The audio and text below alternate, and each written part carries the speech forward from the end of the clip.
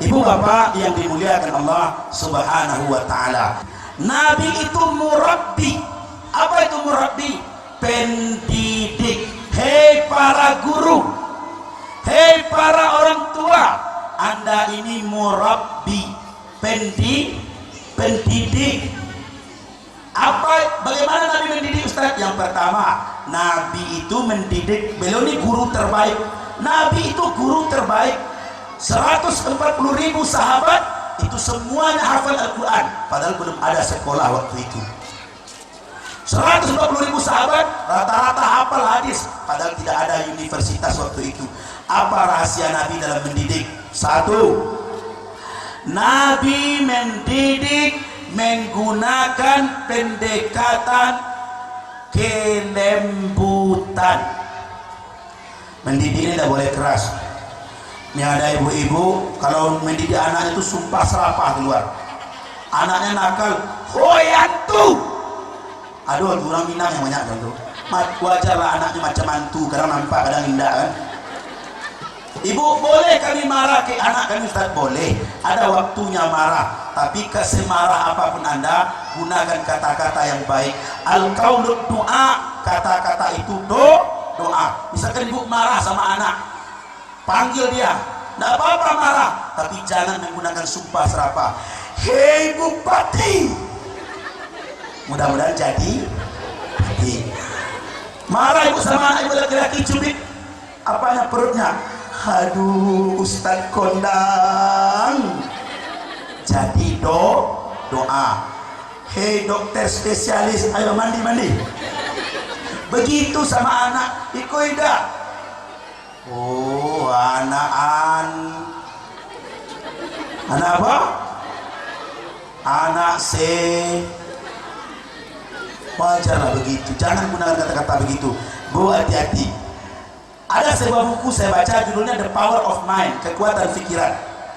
Di buku itu dikatakan ternyata manusia ini itu dipengaruhi oleh kata-kata terakhir yang diucapkan. Maka ibu-ibu kalau ngomong dengan anak, perhatikan kata terakhir.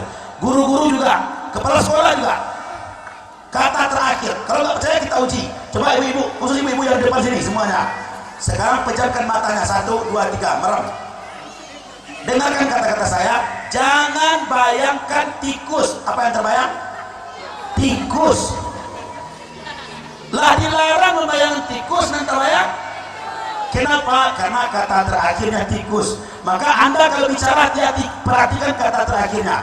Kalau ada seorang guru kepada anaknya bilang, kamu ini sering terlambat, kamu ini kenapa terlambat, kamu ini kok suka terlambat, aku tak suka kamu terlambat, bapak marah kalau kamu terlambat, awas besok kalau masih terlambat. Apa kata terakhirnya?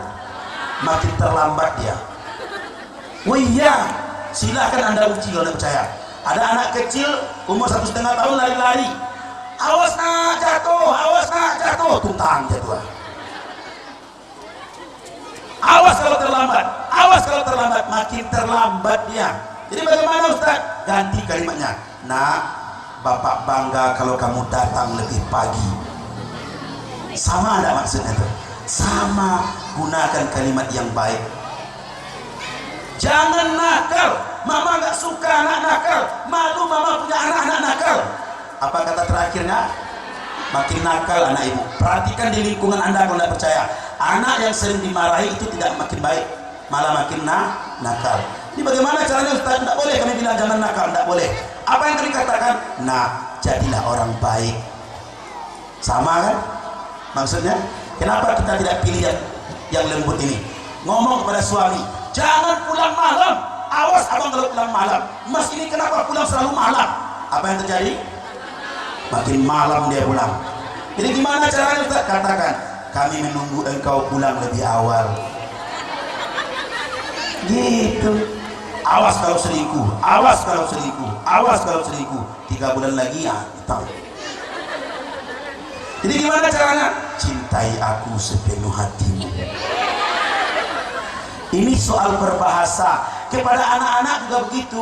Sini sayang, coba buka Al-Quran. Nabi-nabi itu kalau manggil anaknya apa panggilannya? Ya bunayya. Pernah baca? Nabi Yakub memanggil anaknya, iz hadara Yaqub al-maut, ketika Yakub berkata kepada anak-anaknya saat sakaratul maut, ya bunayya, wahai anakku sayang. Ya bunayya itu artinya anakku sayang. Maka gunakan kalimat yang baik kepada anak-anak kita. Nah, sini nak, dekat ibu ya, ngaji ya, ibu ngaji ya, habis ini kamu. Jadi contoh dulu dengan penuh kelembutan, itu luar biasa itu. Ini kan enggak, kita berharap anak soleh, kita sendiri tak soleh. Kita ingin anak sholat, kita sendiri tak sholat. Satu, Nabi mendidik dengan contoh dan kelembutan.